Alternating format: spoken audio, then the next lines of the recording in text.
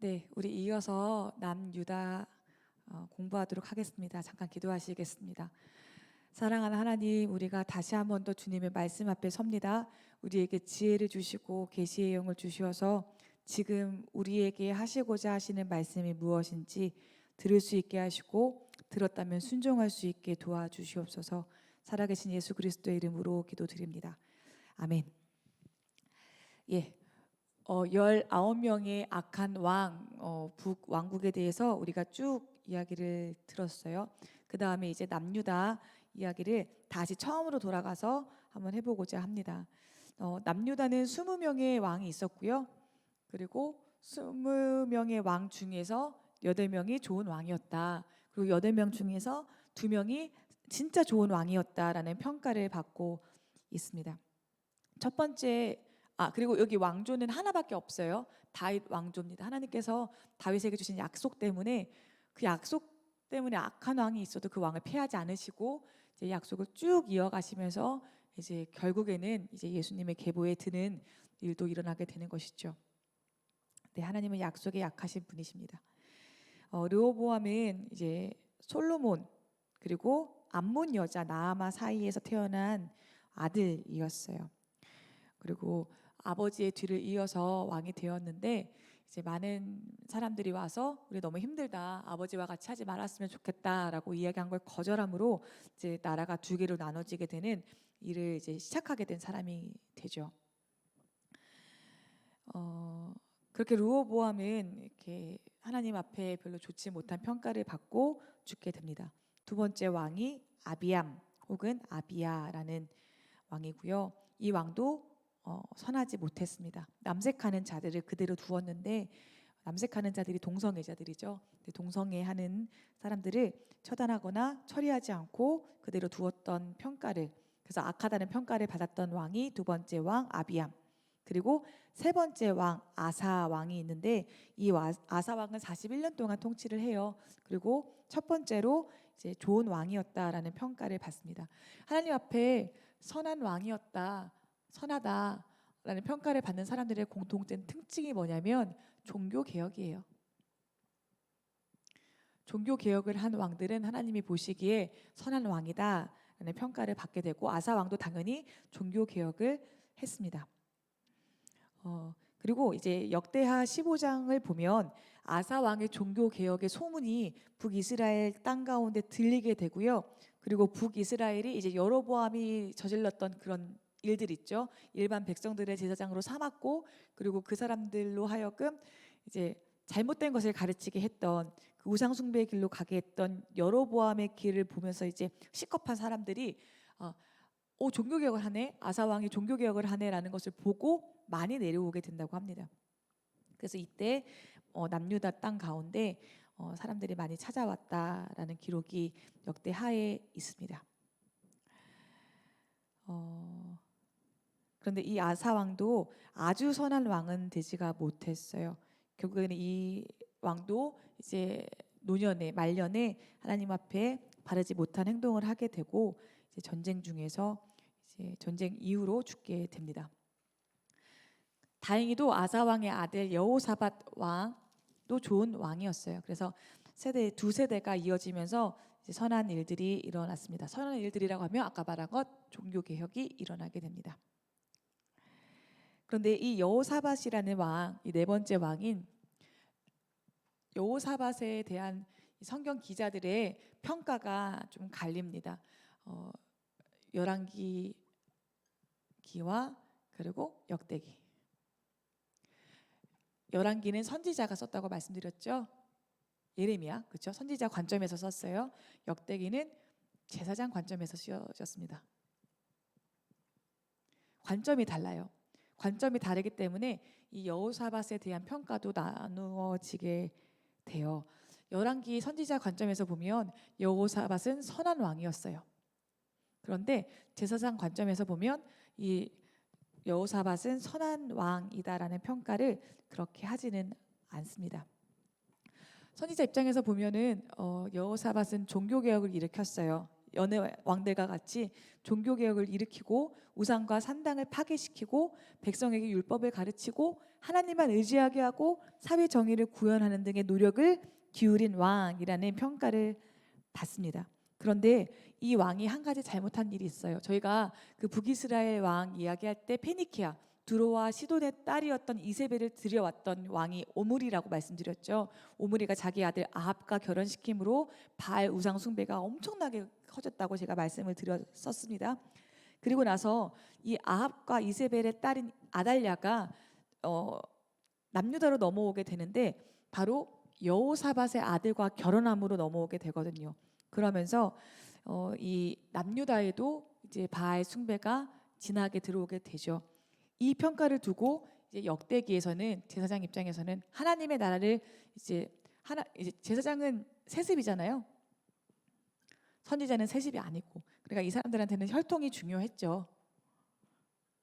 이어지는 것, 전통과 혈통이 되게 중요한데 이제 결혼함으로써 이 땅 가운데에 바알이라는 우상이 들어오게 됐으니까 그렇게 좋은 평가는 할 수 없다라는 입장을 가지게 된 거죠.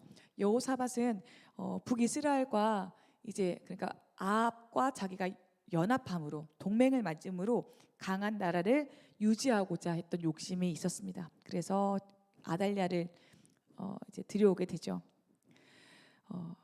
여호람이에요. 아달랴의 아내가 아달랴,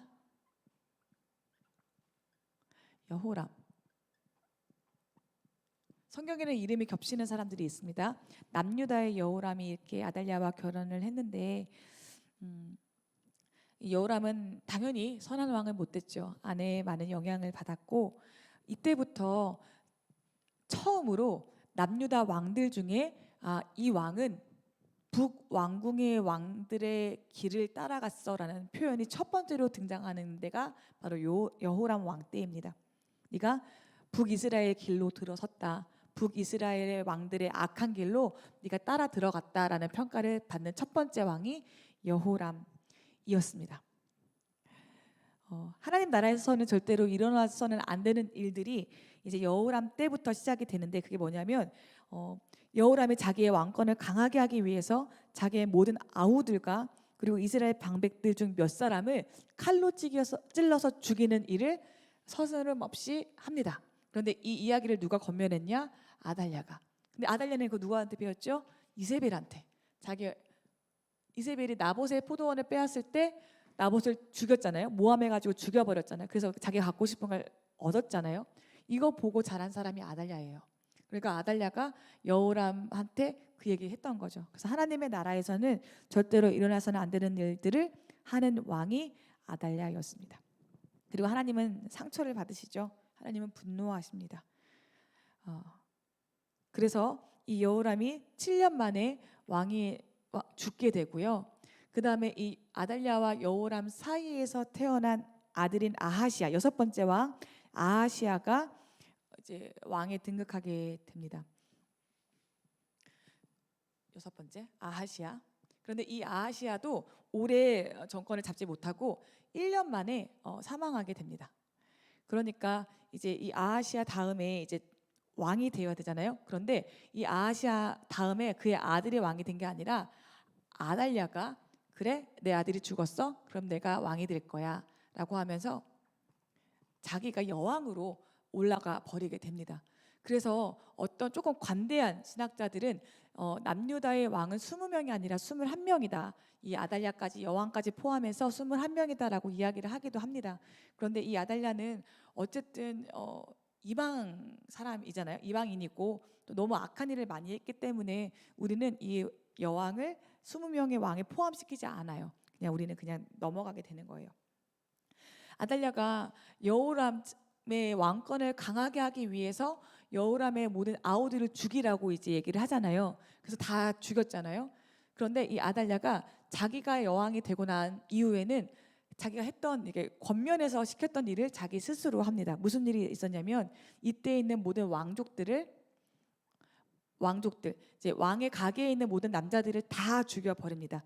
자기의 왕권에 이제 이렇게 반기를 들 만한 모든 사람들을 다 죽여 버려요. 근데 생각해 보세요. 하나님께서 다윗의 자손 중에서, 다윗의 후손 중에서 메시아가 날 것이다라는 메시아 언약이 있었죠. 그런데 아달랴는 그것에 대해서 관심이 있었을까요? 없었을까요? 관심이 아예 없었어요. 아달랴는 이스라엘의 역사나 뭐 하나님 나라의 역사에 대해서 다시 오실 예수 그리스도, 어떤 그리스도에 대한 어떤 생각 자체도 하지 않았고, 만약에 알고 있다 하더라도 그녀와는 아무런 상관이 없는 일이었어요. 그러니까 왕족의 모든 남자들을 다 죽이는데 아무런 문제를 느끼지 못했던 거죠. 그래서 이렇게 해서 다윗의 자손으로 하나님의 아들 예수 그리스도께서 오실 수가 없으실 수도 있었어요. 그런데 하나님은 이 아달랴의 무시무시한 이 공포 정치와 어떤 학살, 대량 학살 속에서 한 아이를 숨겨서 이어지게 합니다. 그게 바로 요아스입니다. 요아스 왕. 요아스는 8번째 왕이거든요. 요아스는 이때 갓난 아기였어요. 어린 아기였는데 요아스의 고모 여호세바라는 고모가 있었고요. 그리고 고모 부인 이름이 뭡니까? 고모부 여호야다 제사장. 이 사람은 대제사장이에요. 이 고모가 학살되는 그 현장 중에서 목숨을 걸고 요아스를 건져냅니다. 그리고 그 아이를 안고 어딘가에 숨어서 이 아이를 이제 6년 동안 몰래 키우게 되거든요. 고모부는 대제사장이고요. 그리고 아달랴가 절대로 들어가지 않을 것 같은 장소가 어디겠습니까? 성전이죠. 그래서 성경에 보시면 요아스가 고모와 고모부의 손에 의해서 성전에서 6년 동안 숨어서 자라게 됩니다. 그리고 7살이 되는 해에 요아스가 7세가 될 때 이제 대제사장이 고모부가 요아스에게 기름을 부으고 왕으로 선포하게 됩니다. 그때 이제 아달랴는 이제 폐위가 되고 죽게 되죠. 그러면서 다시 정권이 다윗 왕조에게로 넘어오게 됩니다. 그리고 이 요아스는 이제 여호야다와 여호세바의 어떤 목숨을 건 어떤 구원의 행위였죠. 그것으로 살아남게 되었고, 그리고 당연히 하나님 앞에 정직하게 서려고 노력했고 종교 개혁했습니다. 그래서 좋은 왕이라고 평가를 받아요. 그런데 좋은 왕이라는 평가를 받았는데 이 왕이 그냥 쭉 잘 가면 참 좋았을 것 같아요. 아세라 목상도 없애고 우상도 없애버리고 잘 살았으면 참 좋았겠는데, 여호야다가 나이가 들어서 이제 죽게 되니까 요아스가 하나님으로부터 등을 돌리기 시작합니다. 자기 영적 멘토일 수도 있고 아버지와 같을 수도 있었겠죠. 어쨌든 어른이 사라지니까 요아스가 이제 했던 모든 일들을 다시 없애버리고 이제 다시 한 번 더 우상을 숭배하기 시작해요. 그런데 이 우상 숭배하고 있는 요아스에 대해서 여호야다의 아들이 찾아가요. 스가랴라는 사람이 찾아가요. 그래서 그렇게 하면 안 된다고, 우상 숭배하면 안 된다고, 네가 어떻게 구원을 받았는지 기억하라고, 하나님이 어떻게 이 나라를 다시 하나님이 다윗의 왕권에게 주었는지 너가 기억해야 한다고 그렇게 얘기를 하거든요. 그때 이 요아스가 돌아버려요. 그래서 자기의 생명의 은인의 아들을, 그러니까 고모의 아들, 그 사촌이죠, 이 스가랴를 죽여버립니다.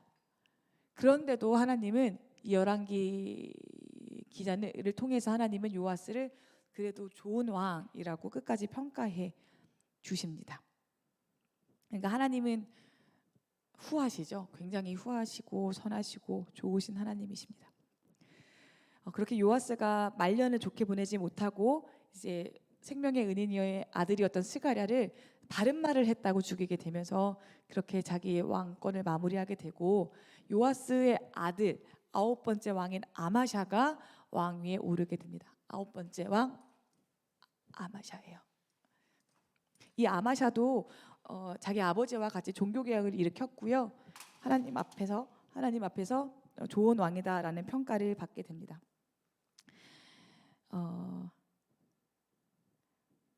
네, 좋은 평가를 받게 되고 29년 동안 이제 왕권을 유지했고요.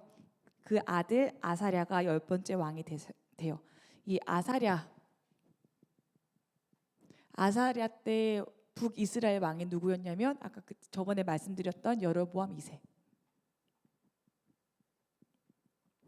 여로보암 2세 때는 굉장한 부흥기였다라고 말씀을 드렸죠.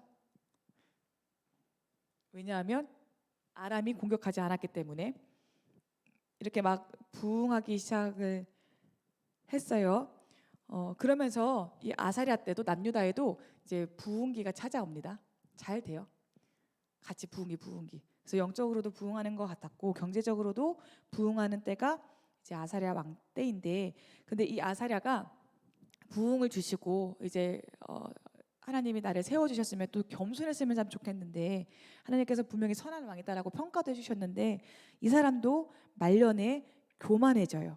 그래서 자기 할아버지, 자기 아버지가 말년에 잘 가다가 말년에 교만해진 것처럼 아사랴도 교만에 사로잡히게 되고, 어떤 일을 하냐면 제사장만 할 수 있는 일이 뭐죠? 제사장만 할 수 있는 일은 당연히 제사 드리는 일이죠. 제사를 주관하는 일. 근데 아사랴가 자기가 성전에 들어가서 자기 마음대로 제사를 드려버립니다. 사울 왕도 기억하시죠? 사무엘만 드릴 수 있었던 제사를 자기가 드려버리잖아요. 그 일을 아사랴도 하게 됩니다. 그래서 하나님은 이 아사랴를 치셨어요. 그래서 나병에 걸리게 하셨고, 아사랴는 그 이후에, 나병에 걸린 이후에 별궁에 들어가서 좀 비참한 최후를 맞이하게 됩니다. 홀로 별궁에서 지내다가 죽게 됐고, 조상들의 묘실에도 묻히지 못했다 이렇게 됩니다. 그래도 이제 열왕기 상하에서는 이 아사랴를 선한 왕이다라고 평가를 해주시고 계십니다. 하나님은 평가가 참 기준도 명확하시지만 기회도 많이 주시고 또 후하게 우리를 평가해 주시는 분 같습니다. 네, 아사랴 이후에 그의 아들 요담이 이제 또 왕의 즉위를 하게 되죠. 요담 왕 때는 이사야 선지자가 이제 슬슬 소명을 받고 이제 사역을 시작할 때쯤이었어요. 네, 요담도 좋은 왕이었습니다. 그리고 요담의 아들 이제 12번째 왕 아하스가 기억해야 될 왕 중에 하나죠. 기억이 나시는지 모르겠어요. 이 아하스 왕 때 북이스라엘의 왕은 누구였습니까? 베가 왕이었어요. 이 베가 왕, 그리고 아람 왕의 이름은 르신. 그렇죠? 그래서 우리 연합하자. 이제 기억나시죠? 우리 연합하자. 야, 너도 같이 하자. 연합하자. 나 싫어. 연합 안 할 거야. 했으면 거기서 끝냈으면 모르겠는데, 형제인 이 북이스라엘 베가 왕을 아수르한테 고자질함으로 여기가 다 망하게 만들었잖아요. 그 일을 했던 사람이 이제 아하스였습니다. 그런데요, 이 베가와 르신, 그러니까 아람과 북이스라엘이 아하스의 배신을 보고 그냥 넘어가지 않아요. 그래서 얘네들이 연합하여서 힘을 합쳐서 아하스를 공격하러 찾아와요. 그러니까 이 아하스가 막 너무 마음이 막 쫄리는 거예요. 너무 무서운 거예요. 근데 이 아하스는 우상 숭배자였습니다. 근데 어떤 우상을 숭배했냐면 그모스, 기억나시죠? 이제 몰렉 같은 신이에요. 이 몰렉은 어떤 제사를 받는다 말씀드렸죠? 인신제사. 인신제사의 효험이 좋으려면 나이가 어린 자녀를 바칠수록 효험이 좋다. 그리고 지위가 높은 사람의 자녀일수록 효험이 좋다라고 이제 거짓으로 그렇게 제사를 드렸거든요. 그러니까 아하스가 막 이렇게 연합군 북이스라엘과 아람 왕이 연합되어서 막 공격을 오려고 막 하니까 너무 마음이 쫄려가지고 빨리 누군가를 죽여야 돼. 누구를 죽이지 생각하다가 빨리 제사 드려야 돼 생각하다가 내 아들을 죽여야 되겠다라고 해서 첫 번째 왕자를 그 송아지 형상, 그 뜨거운 노손 위에 보내게 됩니다. 그래서 인신제사를 바쳐버립니다. 그리고 그 모습을 본 사람이 둘째 왕자였던 동생이었던 히스기야죠. 만약에 아하스 왕이 첫 번째 아들을 드리고 성에 차지 않아서 두 번째 아들도 드리겠다 했으면 히스기야도 죽을 뻔했던 거예요. 그런데 하나님께서는 이 히스기야를 살려주십니다. 하나님의 계획이 있으셨어요. 이 이후에 이제 아하스가 이제 왕에서 내려오고 히스기야가 왕위에 오르게 되는데요. 아하스는 왕위에서 내려온 이후에도 14년 동안이나 섭정을 합니다. 그 북이스라엘은 왕조가 바뀐다는 건 쿠데타가 있었다는 일이고 죽으면 올라가고 했기 때문에 굉장히 그 선이 명확해요. 그 시작점과 끝점이 명확한데 남유다 왕들은 아버지와 아들, 아버지와 아들이 계속 이어지다 보니까 섭정이라는 제도가 잘 활성화가 되었고 겹쳐요. 이렇게 왕이 두 명, 정확하게 말하면 두 명 아니지만 섭정 기간이 있게 됩니다. 그래서 히스기야가 14년 동안 아버지 아하스와 섭정 기간을 보내면서 기다려요. 그리고 14년이 지난 이후에 이제 히스기야가 그 나머지 15년 동안 혼자서 이제 남유다를 다스리게 되죠. 이 히스기야는 선한 왕 8명 중에 한 명이고요. 진짜 선한 왕, 진짜 좋은 왕 중에 2명 중에 한 명이에요. 히스기야는 종교 개혁을 아주 대대적으로 일으켰던 사람입니다. 근데 생각해 보시면 히스기야 위에가 아하스죠. 그러니까 인신제사하고 우상숭배했던 사람. 그렇죠? 그리고 그 위에 좋은 왕들이 있긴 했지만 그 말년이 다 교만 때문에 그렇게 썩 좋아 보이지 않는 선조들이 쭉 있었어요. 그러니까 히스기야가 종교 개혁을 일으킨다는 것은 쉬운 일은 아니었어요. 나중에 히스기야 밑에 왕이었던 한 왕은 히스기야의 종교 개혁을 보면서 저렇게 종교 개혁을 하는 것이구나라는 것을 배울 수가 있었다면 히스기야는 어떻게 하는 것이 종교 개혁인지 누군가한테 직접적으로 배우거나 보지 못하고 자랐던 왕입니다. 그럼에도 불구하고 이 왕은 모든 우상들을 철폐해요. 정말 대대적인 선례가 없는 종교 개혁을 일으킵니다. 첫 번째 아주 좋은 왕이니까. 종교 개혁의 내용 중에 하나는 뭐냐면 이때 모세의 노뱀, 아시죠? 모세의 노뱀. 그 출애굽했던 그 당시 광야에서 불뱀에 막 물리니까 나무에 들려있는 노뱀을 바라보는 자마다 살았던 그 일 있잖아요. 그 모세의 노뱀이 이 히스기야 왕 때까지 우상숭배의 대상으로 이렇게 음란하게 섬김을 받고 있었어요. 이게 열왕기하 18장 4절에 나오는 이야기거든요. 읽어보면 그가 누구냐면 히스기야가 여러 상당들을 제거하며 주상을 깨트리며 아세라 목상을 찍으며 모세가 만들었던 노뱀을 이스라엘 자손이 이때까지 향하여 분향함으로 그것을 부수고 누우스단이라 일컬었더라. 아멘. 이 말씀이 있거든요. 그러니까 이때까지 섬기고 있던 모세 노뱀도 우상의 대상이 되니까 없앤 사람이 히스기야였습니다. 그리고 이 히스기야 때 북이스라엘이 멸망을 당하게 됩니다. 북이스라엘과 이제 아람이 멸망을 당하니까 쿠션 2개가 사라지게 된 거죠. 그러니까 아수르가 이제부터는 이제 남유다를 직접적으로 압박을 가하고 그 땅을 넘어서 이제 이집트로 들어가려고 공격하기 시작합니다. 그 이야기 혹시 기억하시죠? 사네립 왕. 그 아수르의 사네립 왕이 랍사게라는 이제 말을 너무너무 잘하는 그 사람을 보내서 남유다를 이제 포위하고 겁을 주고 공격하려고 하는 일들이 히스기야 왕 때 있었던 일입니다. 이때 히스기야는 이제 예루살렘을 지키기 위해서 이제 히스기야가 했던 일 중에 하나가 뭐냐면 혹시 기억나시나요? 예루살렘은 너무너무 좋은 지리적으로 너무너무 좋은 도시고 요새인데 여기 한 가지가 없는 게 뭐냐면 물이 없다고 제가 말씀을 드렸던 것 기억하실 겁니다. 그때 이때 히스기야가 바깥에 있는 간헐천이었던 샘물이었던 기혼샘을 예루살렘 선 안으로 수로를 내서 끌어들인다고 말씀드렸고 그게 실로암이라고 말씀드렸어요. 여기서 S자로 이렇게 S자로 해서 여기서 만났다는 그 이야기 기억하실 겁니다. 히스기야가 이런 일도 했었습니다.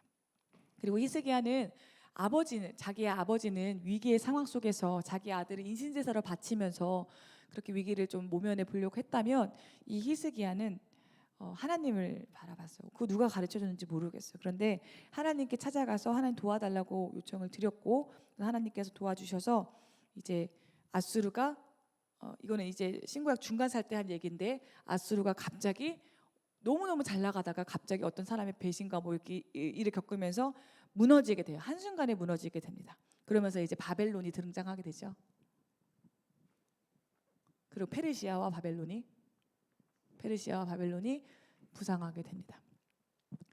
네, 히스기야가 그렇게 싸우고 이겼는데, 그런데 이 히스기야가 하나님의 은혜로 이렇게 이기게 됐음에도 불구하고 이 사람도 약간 교만했어요. 그래서 사람들에게 자기가 얼마나 많은 군대를 가지고 있고 얼마나 많은 재물을 갖고 있는지를 자랑합니다. 그때 하나님께서 너 그렇게 하면 안 돼 라고 얘기하시죠. 그래서 이렇게 사건들을 통해서 얘가 병에 걸렸는데, 그런데 이 히스기야가 하나님께 벽을 보고 하나님 저 낫게 해주세요, 잘못했어요, 회개하고 구함으로 생명 연장의 축복을 받게 되죠. 15년이라는 생명의 연장을 하나님으로부터 약속받게 됩니다. 그리고 이 15년의 연장된 삶 속에서 태어난 아들이 누구냐면 므낫세예요. 그리고 이 히스기야 이후에 므낫세가 14번째 왕으로 즉위하게 됩니다. 그런데 이 므낫세 왕은 정말 악한 왕이었어요. 남유다의 왕들 중에서 손꼽히게 나쁜 왕, 진짜 나쁜 최악의 왕이 므낫세였습니다. 연장된 15년 동안 므낫세가 태어나게 된 것이죠. 므낫세가 왜 이렇게 나빴냐? 히스기야가 전무후무한, 정말 선례가 없는, 전례가 없는 엄청난 종교개혁을 일으켰잖아요. 근데 그 종교개혁을 다 원점으로 되돌려 버린 사람이 므낫세 왕입니다. 므낫세는 성전 뜰, 그러니까 성전이 뭐예요? 그 솔로몬 성전이잖아요. 성전 뜰에서 1월 성신 제단을 두었어요. 그러니까 하나님의 거룩한 집에 다른 신들, 옛날에 로마 사람들이 이제 그 하나님의 그 수르바벨 성전에다가 제우스 신상 놓고 막 이랬잖아요. 그런 일들을 했던 것처럼 므낫세가 그 일은 벌써 앞서가지고 1월 성신, 어떤 별들, 별신, 뭐 태양신, 달신의 어떤 제단을 세워놓고 음란하게 섬기는 사람이 므낫세 왕이었습니다. 우상 숭배자였죠. 그리고 그는 기억나시죠? 히스기야 전에, 그러니까 이사야 선지자가 슬슬 이제 사역하기 시작했다고 했잖아요. 므낫세 왕 때 이제 히스기야가 노년에 이제 사역을 가장 많이 했던 때인데, 이 므낫세가 이사야 선지자를 톱으로 켜서 이제 순교하게 만드는 일도 이 므낫세 왕이 하게 됩니다. 나이가 많은 선지자를 어린 왕이 죽이게 된 거죠. 이런 악한 일들을 계속했던 사람이 므낫세다. 그런데요, 너무 재밌는 건 하나님께서 참다가 이 므낫세 왕 때 하나님이 이제 안 되겠다, 너네들 이제 벌 받아, 나 이제 더 이상 참을 수가 없다, 내가 한 나라를 일으켜서 너희를 멸망시킬 거야. 그런데 이거 끝이 아니라 70년 만에 다시 돌아오게 돼서 너네가 회복되는 것을 내가 보게 될 거야. 어쨌든 심판을 결정하세요. 이때 므낫세가 너무 악하니까 이때 하나님께서 심판을 결정하시게 되거든요. 재밌는 것은 므낫세가 나중에요, 하나님께 돌아오려고 해요. 그러니까 므낫세가 아니죠. 므낫세 이후에 또 종교개혁을 일으키는 왕이 있잖아요. 그런데 그 왕이 있음에도 불구하고, 종교개혁을 일으켰음에도 불구하고 므낫세가 했던 짓이 너무 악해서 우리 하나님이 너무 깊은 상처를 받으셔서 이 심판을 돌이키지 않겠다라고 말하게 되죠. 그러니까 므낫세가 얼마나 악한 왕이었는지가 드러나는 부분입니다. 그리고 므낫세의 아들이었던 아몬이 아버지가 했던 것 그대로 계속 악을 행하죠. 2년 동안 그렇게 악을 행하고요. 그렇게 아몬의 아들이었던 16번째 왕, 이제 두 번째 아주 좋은 왕, 히스기야와 같이 아주 선한 일을 했던 왕 요시야가 왕위에 오르게 됩니다. 요시야가 16번째 왕이죠. 아주 베리굿 왕입니다. 히스기야는 전례가 없고 선례가 없는 종교개혁을 일으켰잖아요. 근데 요시야는 그래도 자기 윗대에 히스기야가 어떻게 종교개혁을 일으켰는지 들었을 거예요. 그리고 정말 자기가 할 수 있는 것을 다하여서 히스기야가 일으켰던 종교개혁을 다시 일으키고 이제 영적인 부흥을 일으킵니다. 성경의 기록에 보면 이 요시야가 성전에서 성경 율법이라고 할게요. 하나님의 말씀이 율법서를 발견하게 돼요. 그런데 이 율법은 우리가 갖고 있는 이렇게 책이 아니라 두루마리였어요. 두루마리인데 그 종이가 이제 발달되지 않으니까 많은 내용이 적혀 있는 두루마리, 그러니까 굉장히 컸어요. 드럼통처럼 커다란 두루마리를 성전에 수리하다 보니까 그 벽이 무너지면서 그 벽에 숨겨져 있던 두루마리를 발견하게 돼요, 요시야가. 그러면서 그것을 읽고 놀라서 유월절도 지키고 종교개혁을 더 박차를 가해서 진행하기 시작하죠. 그런데 이렇게 커다란 두루마리가 어떻게 성전 벽 뒤에 숨겨질 수가 있었을까? 이것을 어떻게 성전 수리하다가 발견할 수 있었을까 생각해 보면 누군가가 이 말씀을 일부러 숨겼다라고 추측해 볼 수가 있습니다. 누가 숨겼을까 생각해 보면 므낫세이지 않을까라고 생각해 볼 수가 있겠죠. 이 율법책을 어쨌든 하나님의 은혜로 발견했고 요시야가 열심히 우상을 없애고 종교개혁을 했습니다. 그런데 제가 말씀드렸죠. 하나님은 므낫세 왕 때 이미 너무 많은 상처를 입으셨고 이때 남유다도 북이스라엘처럼 다른 어떤 제국에 의해서 멸망당할 수밖에 없다라고 결정을 내려버리셨어요. 그래서 아무리 요시야가 종교개혁을 잘하고 하나님을 섬기고 우상을 철폐했다고 하더라도 하나님의 뜻을 돌이키지는 않으셨습니다. 그러면 요시야의 종교개혁에는 아무런 의미가 없는가? 어차피 망할 거, 어차피 끝나버릴 거, 뭐하러 그렇게 섬기나, 그렇게 애를 썼는가? 그런데 생각해보면 이 요시야가 열심히 종교개혁을 하고 있던 그때 태어난 사람이 다니엘이에요. 다니엘은 분명히 요시야 왕이 종교개혁하고 있는 모든 것들을 보고 있었습니다. 알고 있었어요. 그리고 다니엘은 하나님이 약속하셨기 때문에 바벨론의 포로로 끌려가지만 다니엘은 그 땅에서 뜻을 정해서 하나님을 지켜드릴 수가 있었던 거죠. 그러니까 요시야 왕의 종교개혁의 열매 중에 하나는 다니엘과 세 친구였다는 것이죠. 요시야 16번째 왕 요시야가 죽고 난 이후에 요시야의 4명의 아들들이 있거든요. 왕자들이 있거든요.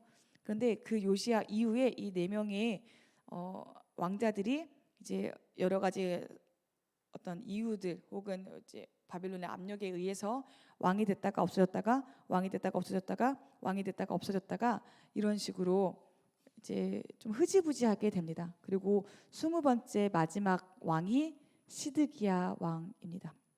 요시야 왕의 셋째 아들이었거든요. 이 시드기야 왕이 왕위에 오르게 되고요. 결국 이 시드기야 왕은 바벨론에 끌려가게 되죠. 그리고 시드기야는 자기 두 아들이 자기 눈앞에서 살해당하는 것을 보고 그것을 마지막으로 보고 두 눈이 뽑히게 돼요. 그렇게 사슬에 묶여서 바벨론의 포로로 끌려가게 돼서 여생을 마치게 되는 비극을 맞이하게 됩니다. 이렇게 20명의 왕이 끝났습니다. 남유다의 20명의 왕, 북이스라엘의 19명의 왕이 쭉 이어졌고 하나님은 열왕기 상하를 통하여서 하나님 쪽에서는 분명한 기준을 가지고 주권을 행하신다라는 이야기를 우리에게 하고 계십니다. 그리고 우리가 또 알 수 있는 것은 하나님은 생각보다 우리가 아는 것보다 우리가 기대하는 것보다 더 많이 참으십니다. 굉장히 오랫동안 참으시고 상처 받으심에도 불구하고 용납하시고 기회를 주시는 분이시다. 그런데 또 알 수 있는 것은 그 기회를 계속 무시한다면 결국에는 그 은혜 때가 끝나버리는 비극을 맞이할 수도 있다라는 것을 기억하셔야 됩니다. 우리는 다 은혜 때를 살고 있고 아직은 기회가 있는 것 같습니다. 그러면 빨리 하나님의 말씀 앞에 우리의 삶을 비춰보고 잘못된 게 있으면 얼른 돌아오십시오. 하나님이 결정하시기 전에 돌아오시는 은혜가 깨달음이 있으시기를 예수님의 이름으로 축복합니다. 기도하시겠습니다. 살아계신 하나님, 우리에게 성경을 주셔서 감사합니다. 우리에게 읽을 말씀과 묵상할 말씀과 연구할 주님의 말씀들을 주셔서 그것들을 지침 삼아 살아가게 하신 것이 주님의 은혜임을 믿습니다. 하나님, 우리에게 통찰을 주시고 하나님 우리에게 깨달음을 주시고 지혜를 주시고 지식을 주셔서 주의 말씀을 나와 상관없다 말하지 않게 하시고 주님을 바라보게 하여 주시옵소서. 말씀의 달에 비춰볼 수 있는 그 완벽한 지혜를 우리에게 허락하여 주시옵소서. 사람의 지식으로 할 수 없는 일들을 주님이 주시는 지혜로 가능하오니 하나님 말씀을 포기하지 않고 묵상할 수 있는 우리가 될 수 있도록 도와주세요. 하나님, 기도하고 공부하는 모든 청년들의 머리 위에 주님 저에게 주셨던 그 약속을 허락하여 주시어서 그들도 주님 앞에 있게 하여 주시옵소서. 감사합니다. 살아계신 예수 그리스도의 이름으로 기도드립니다. 아멘.